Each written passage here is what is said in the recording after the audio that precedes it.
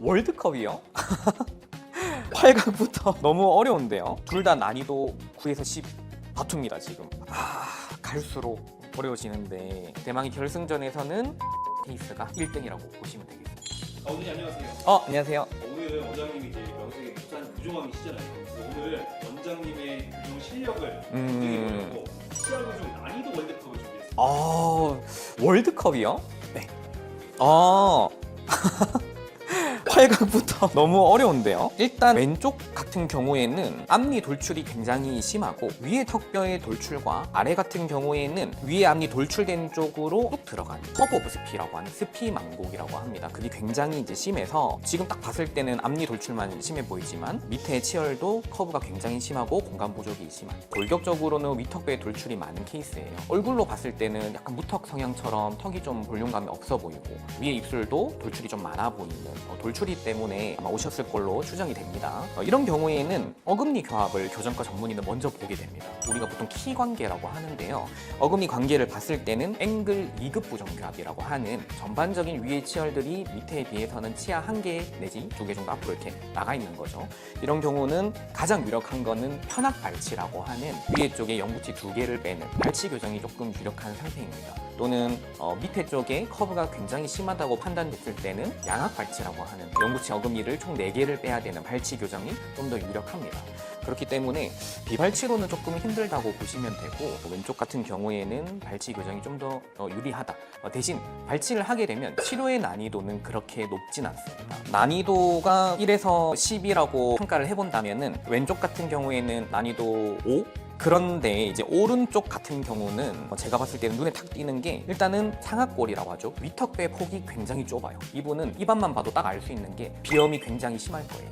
그래서 이런 분들은 사실 발치를 하면 안 됩니다. 최대한 영구치 발치를 하지 않고 비발치 교정 치료를 해야 되거든요. 그런 경우에는 위에 턱뼈의 좁은 턱을 확장시켜주는 비발치 확장 장치가 필요합니다. 보통 RP라고 하는 장치, 레피드 팔라탈 익스펜전이라고 하는 RP 장치, 또는 연령이 많은 경우에는 말프라고 하는 미니 스크류를 동반한 RP 장치가 필요합니다. 그렇기 때문에 위에 턱뼈에 RP 내지 말프 같은 비발치 확장 장치를 동반해서 해결을 해야 되기 때문에 난이도가 상당히 높다 보시면 되겠습니다. 그래서 제 생각에는 오른쪽은 난이도 한 8 정도라고 이제 보시면 되겠습니다. 그래서 저는 오른쪽을 4강으로 보내겠습니다.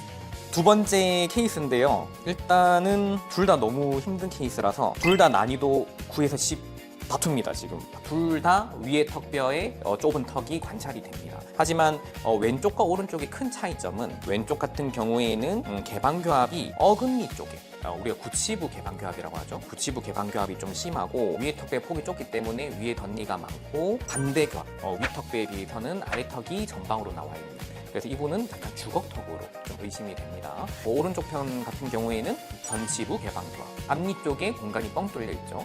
이거는 전치부 개방교합이라고 하고 아마 주걱턱이 심하기보다는 무턱 성향이 있을 가능성이 높습니다. 상반된 상황이죠. 왼쪽 거 같은 경우에는 위턱뼈의 좁은 부분이 아래턱에 비해서 심합니다. 그렇기 때문에 이분도 비발치 확장이라고 하는 걸 해야 됩니다. 특히 얼굴이 주걱턱 성향을 갖고 있는 환자 같은 경우에는 쉽게 위아래 영구치 발치를 결정하면 안 됩니다. 왜냐하면 영구치 발치를 하게 됐을 때 입이 많이 들어가면 턱이 나와 보이거든요. 안모의 악화가 될 수 있기 때문에 왼쪽 거 같은 경우에는 비발치로 해야 되기 때문에 치료 난이도가 굉장히 높습니다.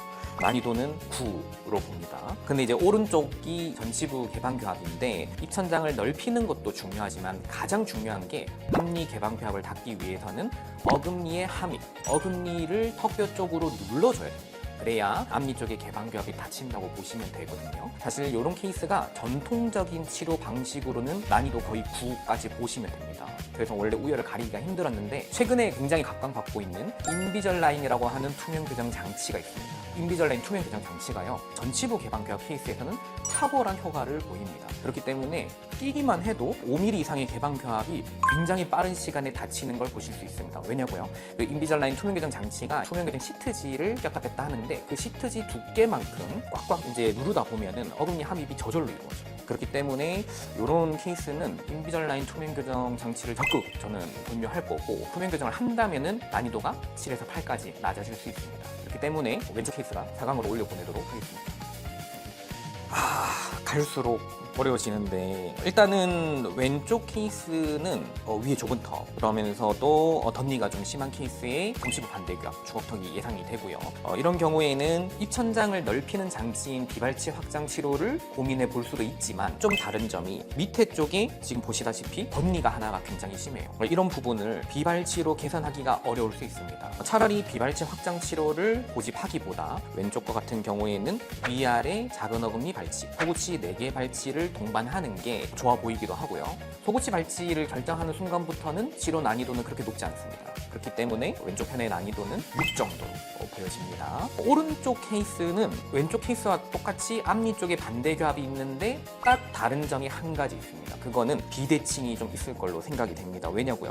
일단 왼쪽 편의 어금니 쪽에 붙이부 반대겹이 있습니다. 오른쪽은 위에 어금니가 밑에 어금니를 감싸는 구조고 왼쪽은 그러지 못하는 상태인데 이런 경우에는 턱을 꺼내 물면서도 한쪽으로 꺼내 무는 턱뼈의 비대칭이 같이 있을 가능성이 높고요. 아마 주걱턱도 좀 있으시면서 앞면 비대칭이 있으실 거예요. 만약에 20대 여자분이고 얼굴에 대한 아주 많은 개선을 원하신다. 이런 경우에는 양악수술까지 고려해 보셔야 되는 상태입니다. 어느 정도 기능적인 치아 교환만 원한다 했을 때는 비발치 확장 치료를 동반한 전체 교정이 필요할 것으로 보여집니다. 그렇기 때문에 오른쪽이 치료 난이도는 한 8 정도, 오른쪽이 좀 더 난이도가 높다고 생각하시면 되겠습니다. 네, 8강 마지막인데요. 이거는 보자마자 왼쪽 케이스가 높아 보입니다. 일단 왼쪽의 케이스는 전신적인 질환이 같이 있을 걸로 추정이 됩니다. 클레프트 리벤 팔레이트라고 해서 구순 부계열 환자분들이 보통 이런 구강 상태를 갖고 있습니다.